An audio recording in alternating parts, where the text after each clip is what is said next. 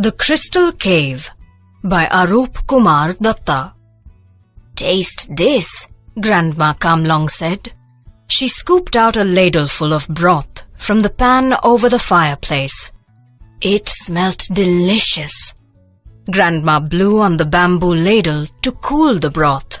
Then she poured a little into Tenyak and Changun's open mouths. "Yuck!" exclaimed Tenyak. "It tastes awful." "Don't like it, do you?" said Grandma with a toothless grin. "But watch now." Using the ladle, she scooped up a little salt from a wooden bowl and put it into the broth. She sang a Nokt ballad as she stirred. Then she made the children taste the broth once more. "Delicious, Grandma," they said, smacking their lips in approval. "Magic, isn't it?" Grandma said. "The broth was tasteless before, but now it is delicious. What caused this miracle?" "Salt," the children said in chorus. Grandma placed 3 reed mats upon the floor, as well as dishes of wood and bamboo tumblers. Ladling out steaming rice and broth on the plates, she said, "That's right. For the Nokt, salt is more precious than gold." "Our village was rich in the past," continued Grandma. "We grew millet and paddy in our fields. The jungles gave us shrubs, ferns, and fruits. Our young men went hunting for meat. And, most important, we had salt." "Did we make our own salt, Grandma?" Changun asked, surprised. "Yes, we did. A salt spring used to flow by our village. We built shallow troughs and filled them with salt water. The sun dried away the water, leaving grains of salt in the troughs." "Must have been a lot of salt," Tenyak observed. "Yes, much more than what our village required. Our men stuffed the surplus into hollow bamboo tubes and took it to the plains each winter. They bartered the salt for clothes, beads, and other necessities." "But there's no salt spring now," Changun said. Grandma sighed. "Our village is poor now. We are no longer self-sufficient. Our men walk to Khonsa township to buy salt." "Did the salt spring dry up?" Tenyak asked. "Yes, it happened one winter, years ago. Our source of wealth dried up with it." "Why did it dry up?" persisted Tenyak.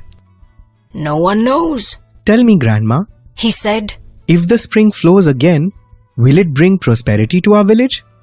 "Certainly," smiled Grandma Kamlong. Later in the afternoon, Tenyak and Changun went to search the spot where the salt spring had flowed into the river. To their surprise, they had no difficulty. The furrow through which the salt spring had flowed was clearly visible. Only ferns and creepers covered the furrow. They could see it wind up the mountain, a ribbon of light green against the darker green of dense jungles. Tenyak cried, "We can follow it upstream." Early next day, after their morning meal, Tenyak and Changun started for their quest. Both had bamboo tubes strapped to their backs to carry drinking water in them. They were children of the mountains. The steep climb may have exhausted others, but not them. They were not afraid of the jungles either. Because they lived close to nature, they knew that most of these dangers were imaginary. Only if one accidentally disturbed a wild animal would it attack. So far they had met with only one obstacle, a large python. But it just raised its blunt, hammer-like head, flicked out its forked tongue, and slid away to a higher branch. But halfway up the mountain, a more serious obstacle came their way. "A herd of wild elephants," Changun said. taking care not to make the least noise. They crawled up a little ahead. They could not see the herd. The grey-black hides of the elephants blended too well with the foliage, but the sounds made by the herd, as it fed, grew louder. Soon it became clear that the elephants had chosen the spot as a feeding ground, and it seemed as if they might stay on for quite a while. There was no question of trying to slip through that herd. Their path upstream was firmly blocked. "What do we do now, Tenyak?" Changun asked. We wait. Her brother replied grimly. The children waited. Apart from the sounds made by the feeding elephants, the jungle was silent. The deep hush was broken only twice by the hoo-coo, hoo-coo call of a hoolock gibbon and a pangolin scampering through the undergrowth. They waited patiently for over 2 hours, and then finally they heard heavy bodies crash through the thick foliage. The elephant herd was on the move. They climbed for an hour and all of a sudden stumbled into a clearing. Hundreds of hoof marks were visible on the ground. There were also some pug marks of wild cats and imprints of elephant feet. Changun cried out, "It is a natural salt lick!" Wild animals came to lick the earth for salt. This took care of the salt requirement of their bodies. The salt spring furrow ran through the center of the clearing for some distance and then disappeared into a hollow. Tenyak and Changun raced towards the hollow. As they had guessed, it was a cave.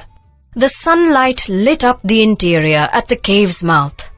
The walls of the tunnel-like cave were coated with white crystals. Heaps of crystals rose like molehills from the floor and dangled like wasps' nests from the ceiling. The pure white crystalline heaps glittered in the slanting rays of the afternoon sun. Tenyak bent down and picked up a pinch of the crystals, putting it to the tip of his tongue. It's salt. He whispered in wonder, as if unable to believe his tongue. Soon he began to hop about wildly, in imitation of a tribal war dance, whooping and shrieking in gay abandon. We found salt! He cried. Changun crooned. "There's enough salt in this cave to last our village 1,000 years. That tunnel-like cave is a natural salt mine. The spring flowed through it, carrying some of the salt away," said Changun. The sun was already halfway down on its journey across the horizon. The children knew they must hurry back to their village. Though they wanted to locate the salt spring, they knew this was not the right time. They drank the water in the bamboo tubes. Then they placed the tubes upside down on the ground to dry them completely. They packed the tubes with salt. Then, carrying the treasure upon their backs, they began the descent home. The villagers had meanwhile begun worrying. When they saw the 2 children descend, the crowd broke out into loud cheers. The children ran excitedly to Grandma Kamlong. They shouted, "We've found a cave of salt! Our village will be prosperous again!" Unstrapping the bamboo tubes, they poured the salt onto the earth. The heaps glowed in the light of the setting sun. Grandma laughed happily. "Well done, children," the chief said. "Your courage deserves to be rewarded. You too will be the chief guests during this local festival." Picking Tenyak up, the chief placed him on his shoulders. Changun's father picked her up and placed her on his shoulders. Grandma Kamlong broke out into a Nokt ballad for courage. The villagers sang along and began a grand celebration.